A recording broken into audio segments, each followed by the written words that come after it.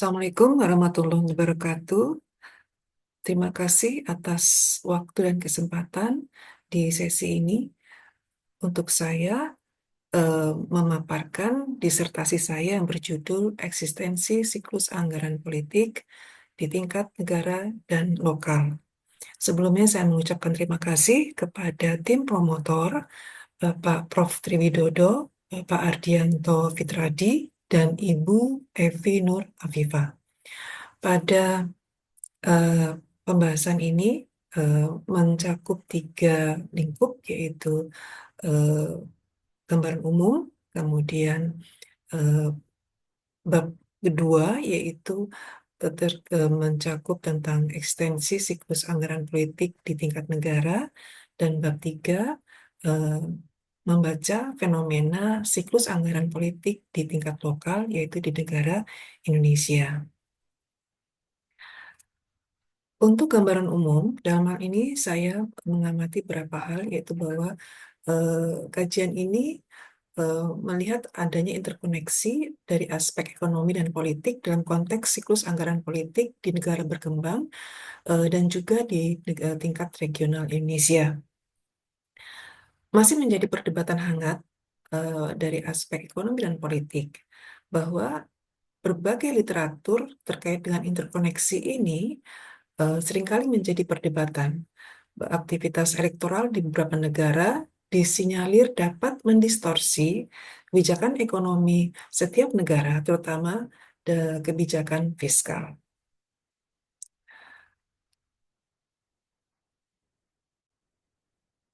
Ada model opportunities tradisional yang digarisbawahi di sini, yaitu model yang eh, rumuskan oleh Nordos di tahun 1975. Model ini dikenal dengan model oportunis tradisional atau siklus bisnis politik. Kemudian eh, dikembangkan oleh Rosenberg tahun 1992 adanya perilaku petahana, yaitu dalam meningkatkan belanja di masa elektoral dengan harapan petahana dapat menduduki posisi kepemimpinan. Dan ini menjadi motivasi rasional bagi petahana eh, dalam menangkap adanya ketidakpastian atas kompetensi dari pengambil keputusan, baik itu pemerintah ataupun petahana. Kemudian, petahana itu memiliki insentif di dalam memanipulasi instrumen fiskal. Terlebih lagi jika pemilih menganggap bahwa kompetensi petahana itu tergantung dari beberapa instrumen. Dan ini disampaikan oleh beberapa referensi utama, ya, dari beberapa referensi eh, yang ada, yaitu dari pandangan Pearson Taberini, bahwa eh, ada hubungan antara kompetensi dengan instrumen fiskal. Rogoff dan Seibert juga sebelumnya pernah menyampaikan adanya model signaling, ya, terkait dengan siklus anggaran politik. Kemudian saya mencermati juga dari sisi Svensson tahun 2006 adanya beberapa faktor kondisional yang bisa menentukan terhadap kompetensi pemerintah itu sendiri, sehingga bisa mempengaruhi pada ada tidaknya siklus anggaran politik. Terjadi satu hasil kajian yang relatif beragam mengenai eksistensi siklus anggaran politik di berbagai konteks ataupun negara. Bukti yang pertama yaitu dari negara OECD. Ya, saya mengamati dari dua referensi, yaitu Alesina dan Brender-Dessen, menganggap bahwa eh, ada siklus anggaran politik sebenarnya di beberapa negara OECD. Kemudian Brendan Dreesen juga menggarisbawahi pandangan itu, namun dengan melakukan penggabungan antara negara OECD dengan non-OECD. Kemudian Art dan Lassen juga memberikan satu pandangan bahwa ternyata tidak terdapat adanya siklus anggaran di beberapa negara dalam kelompok OECD. Kemudian temuan dari negara berkembang, ya. Temuan dari negara berkembang itu dari saya mengamati dari Sunech, kemudian Fern dan Klomdehan, bahwa di negara berkembang relatif seringkali mengalami siklus anggaran politik.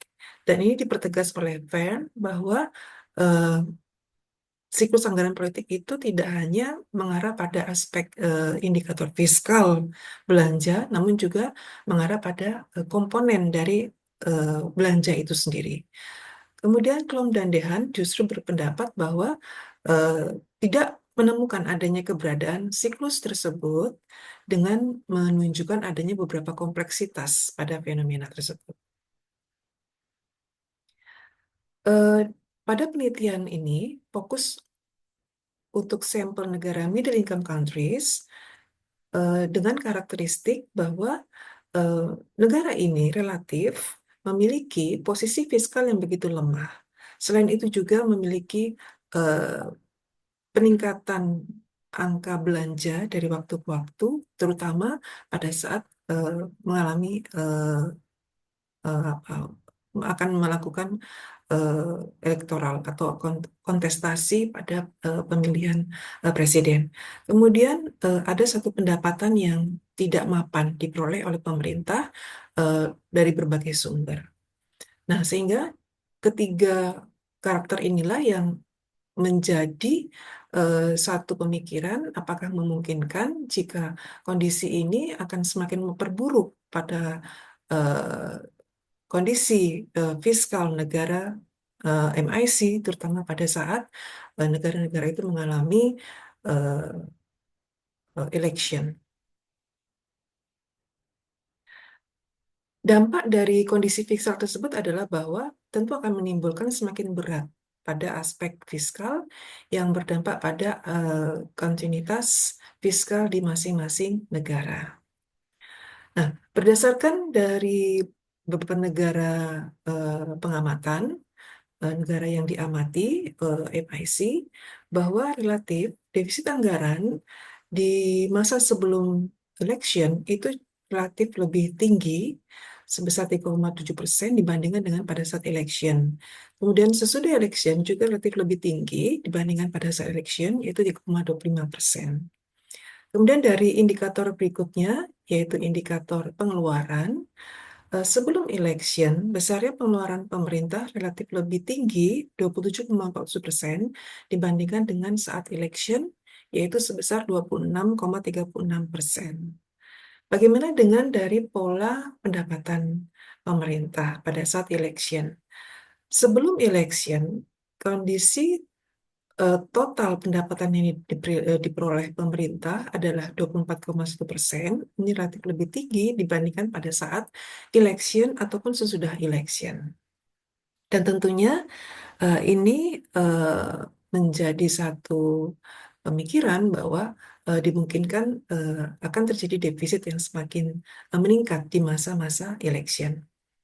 Sejalan dengan beragamnya studi yang identifikasi perilaku PBC di lingkup kelompok negara tersebut, maka akan semakin memungkinkan untuk dikembangkan pada aspek nasional atau pemilihan kepemimpinan secara lokal di suatu negara. Bahwa eh, penggunaan negara sampel yang bersifat lokal ini memiliki beberapa kelebihan, yaitu yang pertama dari sisi homogenitas struktur pemerintahannya. Yang kedua dari aspek ketersediaan instrumen kebijakannya relatif lebih mudah dikontrol. Dan yang ketiga adalah adanya aturan yang relatif seragam, baik itu aturan elektoral maupun pada saat penentuan jadwal untuk pemilihan. Namun kelemahan dari analisis kelemahan dari analisis tingkat negara ini tentu bisa kita amati nanti pada aspek heterogenitas lintas negara yang tidak teramati. Dari esai 1 dan 2 dilakukan pengamatan terkait dengan dual essay. Essay 1 dari tingkat negara dan essay 2 dari tingkat nasional. Oke, kita masuk pada bab 2, yaitu pengamatan terhadap fenomena siklus anggaran politik dari lingkup negara middle income countries. Penelitian ini eh, mengamati fenomena adanya PBC di negara pendapatan menengah dan mengamati juga faktor yang mempengaruhi pada manipulasi kebijakan fiskal menjelang pemilihan umum. Latar belakang masalah yang diangkat di sini adalah sebagian besar bukti empiris mendukung bahwa politisi menjalankan pemerintahan cenderung mengurangi pendapatan atau meningkatkan pengeluaran, terutama saat mencalonkan diri untuk kedua kalinya.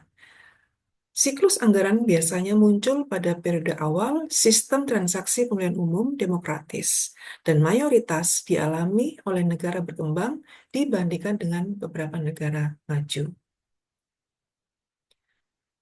Itu terjadi karena adanya informasi asimetris dan juga adanya manipulasi fiskal. Kedua hal ini mencakup kurangnya informasi bagi voters. Yang kedua, ada keinginan untuk melakukan manipulasi anggaran bagi pemerintah atau politisi atau petahana.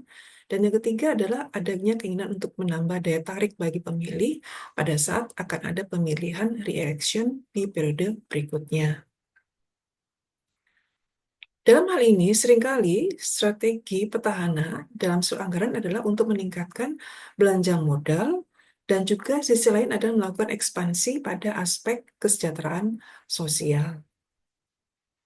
Kemudian kalau kita lihat pada sisi fiskal negara MIC, baik itu pada saat election maupun pada saat sebelum election dan sesudahnya, bahwa saldo anggaran relatif lebih tinggi di saat sebelum election dibandingkan pada saat election. Begitu juga dengan besarnya pendapatan dan juga pengeluaran. Relatif pada saat sebelum election itu relatif lebih tinggi dibandingkan pada saat election. Mengapa mengamati eh, pada negara sampel MIC?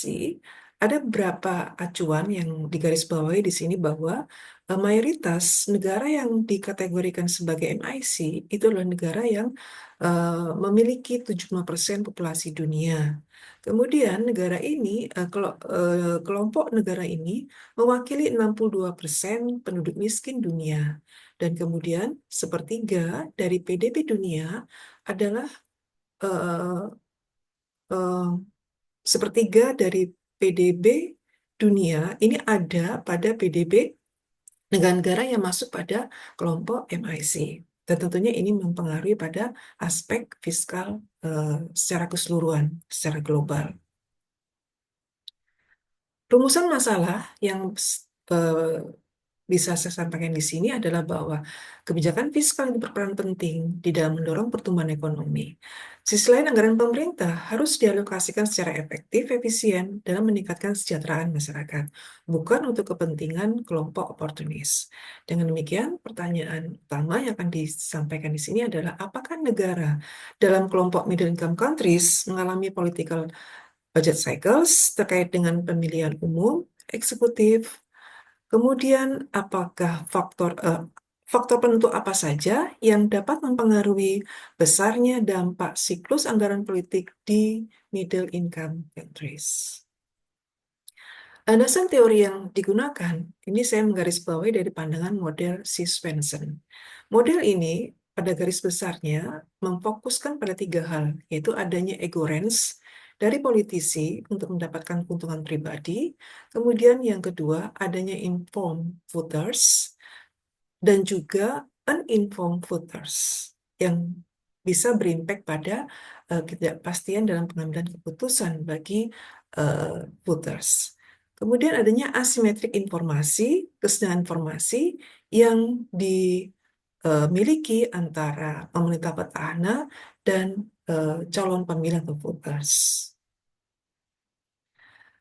Dari sisi metodologi, saya menggunakan unbalanced panel data untuk 34 negara MIC, menggunakan analisis CMM dalam mengatasi masalah endogenitas, yaitu data panel dinamis, kemudian saya kembangkan pada sistem CMM, kemudian saya fokuskan pada variabel elektoral, baik itu pada aspek election ataukah pre-election ataukah post-election. Variabel penelitian yang digunakan di sini adalah pada indikator fiskal agregat, baik itu saldo anggaran, total pengeluaran, ataupun pendapatan. Kemudian saya kembangkan lagi dari aspek pengeluaran, eh, mencakup economics affairs, pengeluaran social welfare, dan juga pengeluaran public services. Kemudian dari indikator fiskal pendapatan, saya jabarkan kembali menjadi tiga bentuk, yaitu pajak pendapatan, pajak barang dan jasa, serta pajak perdagangan internasional. Faktor kondisional di sini yang saya garis bawahi adalah bahwa ada kemungkinan besar status petahana itu berdampak pada eh, magnitude PBC itu sendiri. Kemudian pengendalian korupsi juga bisa memberikan pengaruh besar pada magnitude PBC. Selain itu juga tingkat demokrasi. Pada hasil analisisnya, yang pertama adalah statistik deskriptif. Di sini saya terus garis bawahi hal yang penting saja, yaitu bahwa eh, pengeluaran dengan pengeluaran dengan petahana relatif lebih besar, lebih tinggi, 1,09% dibandingkan jika tanpa melibatkan petahana dalam kontestasi. Kemudian bagaimana dengan pendapatan? Besarnya pendapatan jika mempertimbangkan adanya petahana dalam kontestasi itu relatif lebih tinggi pendapatan, yaitu 2,64% dibandingkan tanpa petahana. Kemudian saya amati dari sisi belanja sosial welfare, itu komponen pengeluarannya ini paling besar, ya.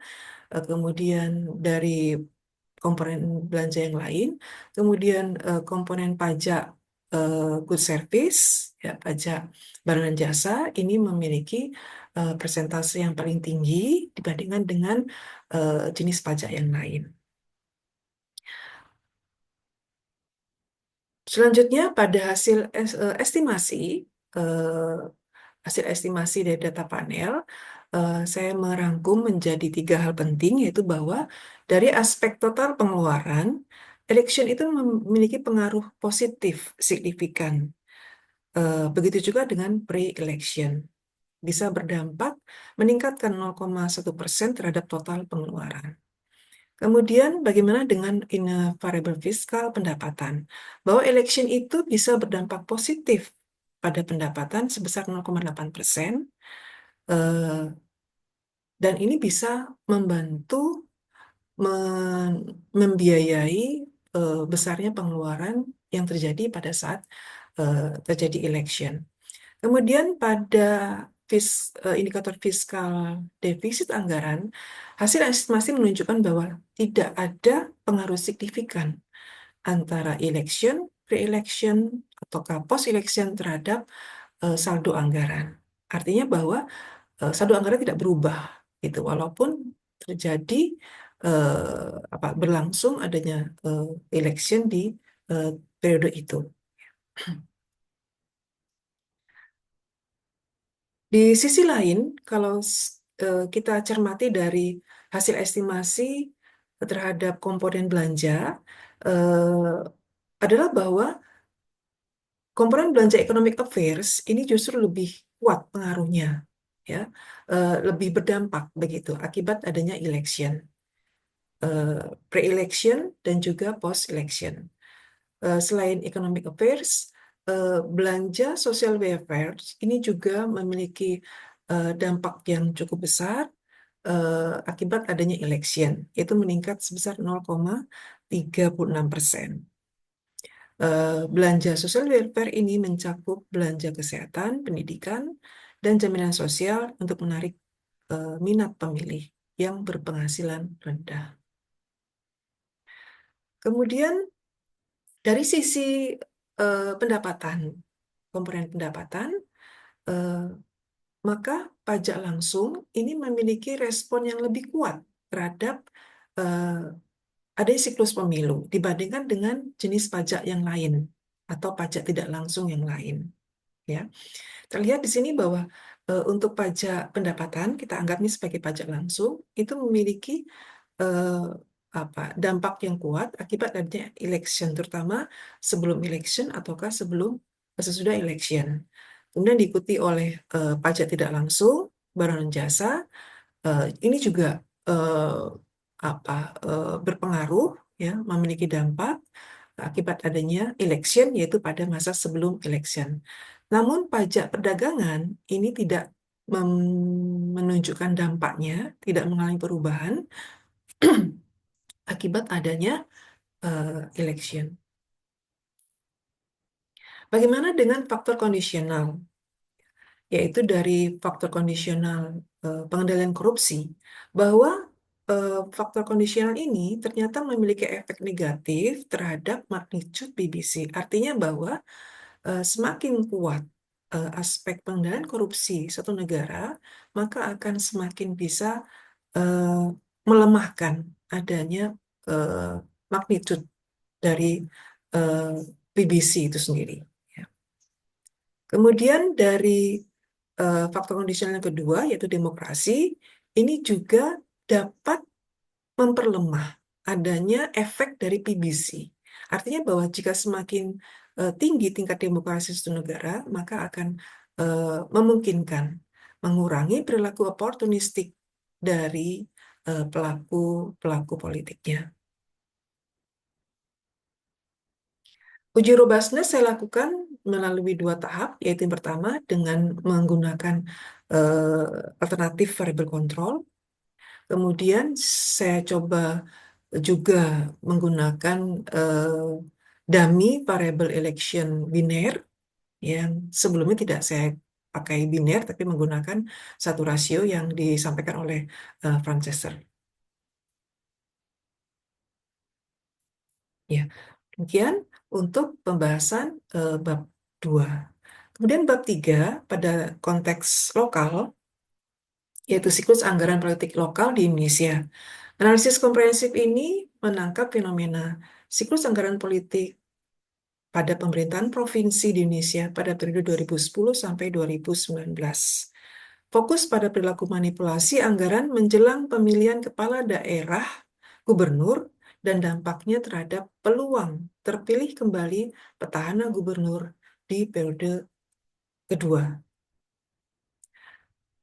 Latar belakang masalah ini adalah politisi menjalankan pemerintahan cenderung menurunkan pendapatan atau meningkatkan pengeluaran, terutama mereka yang mencalonkan diri untuk pemilihan umum kedua.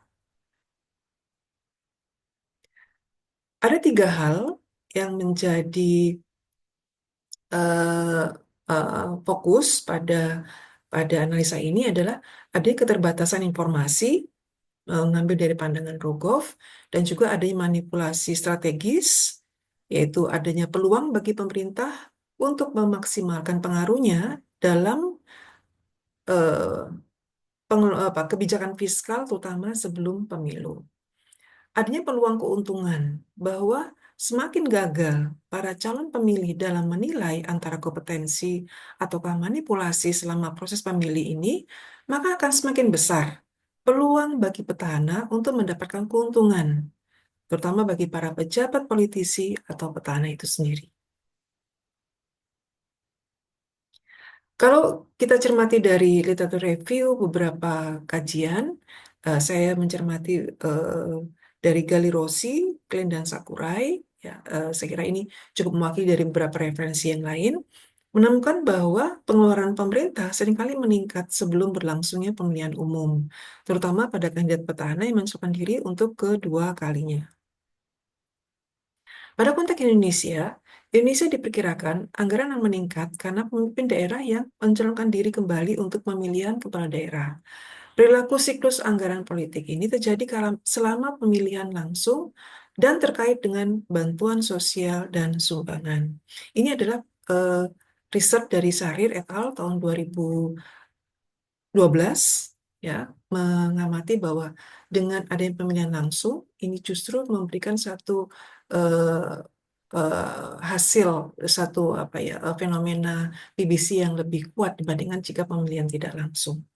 Kemudian Triyono dan Setiawan juga menemukan ada bukti bahwa terdapat keterkaitan antara pencalonan diri untuk periode kedua yang menjabat terhadap peningkatan belanja dan defisit anggaran. Saya awal dari dampak desentralisasi, ya.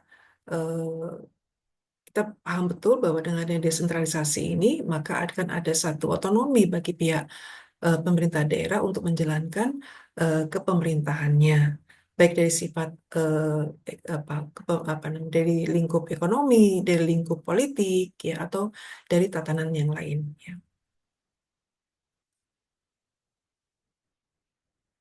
Ada tren belanja tidak langsung. Ya, nah di sini saya mencakup dua bentuk belanja yang akan saya cermati, yaitu belanja langsung dan belanja tidak langsung. Ya, Eh, untuk belanja tidak langsung menggunakan pengamatan tahun 2010 sampai 2018, ya, ini cenderung bahwa terjadi kenaikan alokasi belanja tidak langsung, ya, yaitu belanja hibah, bantuan sosial, dan bantuan keuangan. Jumlah akumulasi alokasi belanja tidak langsung itu melebihi besarnya dana alokasi umum.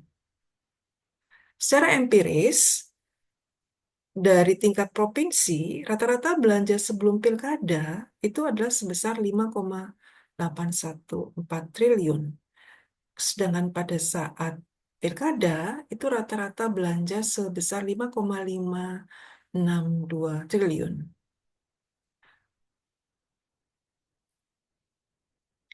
Rumusan masalah yang akan disampaikan di sini adalah bahwa dimungkinkan adanya siklus anggaran politik di saat eh, pemilihan gubernur, yaitu pemilihan kepala daerah tingkat provinsi.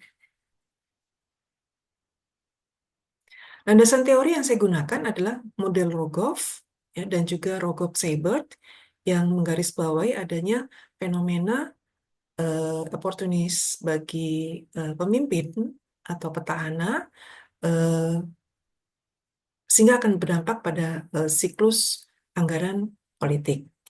Kemudian dimungkinkan adanya keinginan bagi petahana untuk tetap mempertahankan besarnya defisit anggaran, eh, walaupun pada masa election terjadi peningkatan totally belanja, ya.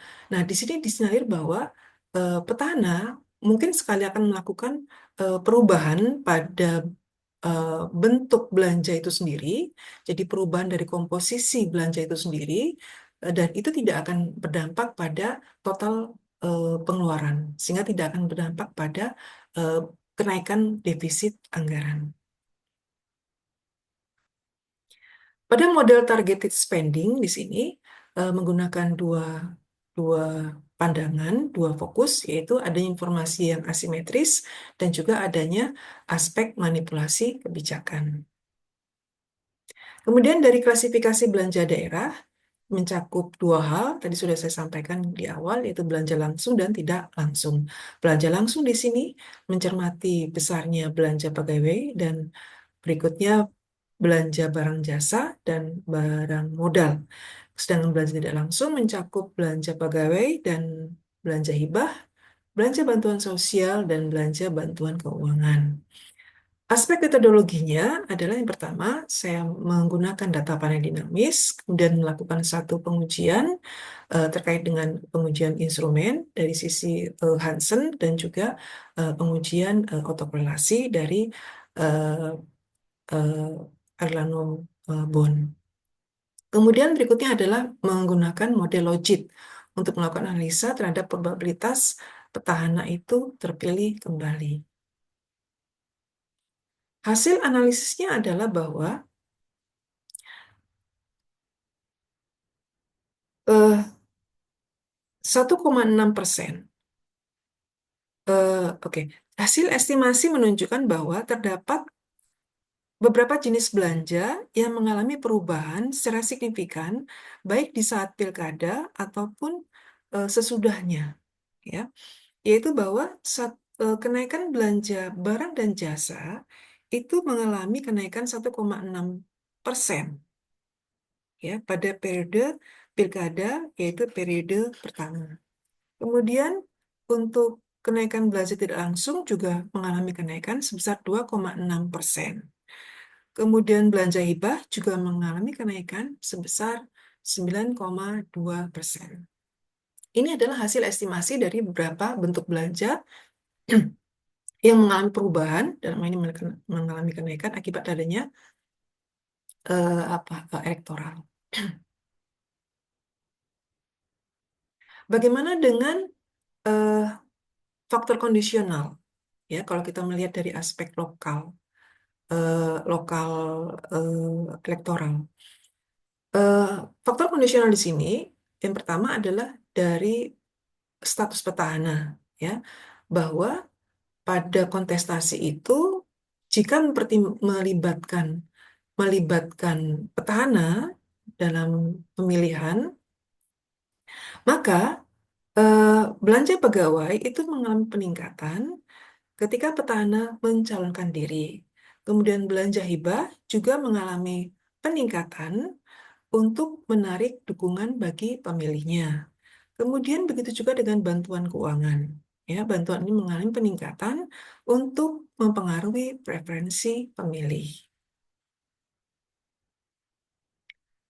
Terkait dengan pertanyaan yang kedua, yaitu peluang terpilih kembali ke petahana, faktor determinan atau faktor penentu apa yang bisa memberikan pengaruh besar pada probabilitas terpilih kembali petahana.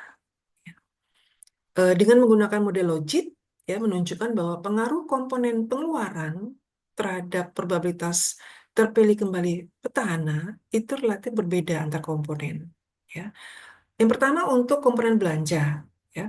Komponen belanja dan barang dan jasa itu memiliki pengaruh negatif atau berdampak negatif, ya, ya, memiliki pengaruh negatif terhadap peluang terpilih kembali petahana. Artinya kalau semakin tinggi belanja barang jasa ini eh, diadakan, maka akan semakin rendah peluang terpilih kembali petahana tersebut sebesar 8,32%. Kemudian belanja modal juga begitu, memiliki pengaruh negatif terhadap peluang terpilih kembali petahana sebesar 6,14%. Kemudian berikutnya adalah belanja hibah. Nah, belanja ini memiliki pengaruh yang positif terhadap semakin tingginya probabilitas petahana terpilih kembali sebesar 5,85%. Temuan utama adalah bahwa perilaku oportunis pada siklus anggaran di masa elektoral gubernur seringkali berdampak negatif terhadap kesejahteraan sosial politik di masyarakat. Strategi yang digunakan pemerintah daerah adalah mengurangi komposisi belanja less visible dan mengalokasikannya untuk meningkatkan komposisi belanja yang sifatnya visible. Dengan demikian, rekomendasi dari kebijakan adalah bahwa perlu adanya satu pengawasan yang ketat, ya, dibutuhkan adanya ketegasan, aturan dan sistem yang kuat dan transparan bagi pemerintah daerah, provinsi, dan mengalokasikan anggaran menjelang pilkada. Kemudian adanya kebijakan pengawasan yang lebih efektif dan efisien.